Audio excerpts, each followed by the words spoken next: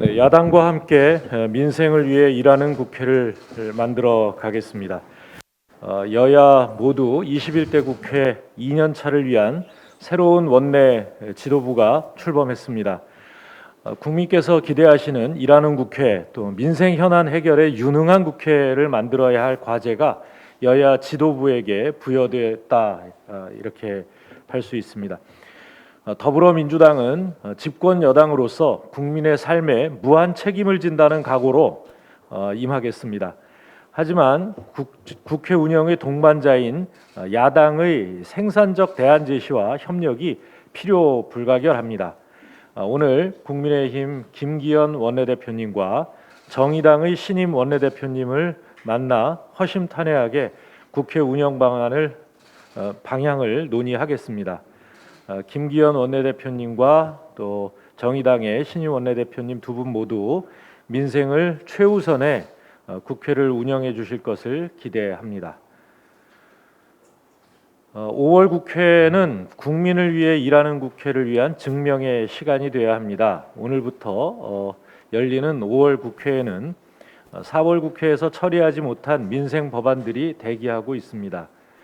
특히 부동산 관련 법과 손실보상법 등은 국민의 삶과 직결되어 있는 법안입니다. 국회가 신속하게 논의하는 것만큼이나 책임 있게 해법을 찾아가겠습니다. 일본 정부의 후쿠시마 오염수 방출 결정에 대한 우리 국회의 규탄 및 철회 촉구 결의안도 국민의 안전을 지키기 위한 일인 만큼 늦출 수 없는 사안입니다. 이외에도 각 상임위에 계류 중인 입법 과제들을 면밀하게 논의해서 성과를 만들어 가겠습니다. 코로나를 지키고 코로나로부터 국민의 삶을 지키고 국민들을 위로하는 국회가 되도록 뜻을 모으겠습니다. 다만 한 가지 우려가 돼서 말씀드립니다. 김기현 원내대표께서 취임 후 계속하여 우리 당이 법사위원장을 맡고 있는 것에 대해서 불법 또는 작물 등의 이 유감스러운 표현을 쓰고 있습니다. 저는 그 과문해서 그런지 몰라도요, 대한민국 헌법과 법률에 더불어민주당 174석을 가진 그 정당이 법사위원장을 가지고 일을 하는 것이 불법인 근거를 찾지 못했습니다. 국회법에는 제41조 4항 상임위원장의 임기는 2년으로 한다 이렇게 정해져 있고요. 같은 조 5항에는 상임위원장은 본회의의 동의를 받아 그 직을 사임할 수 있다 이렇게 되어 있습니다.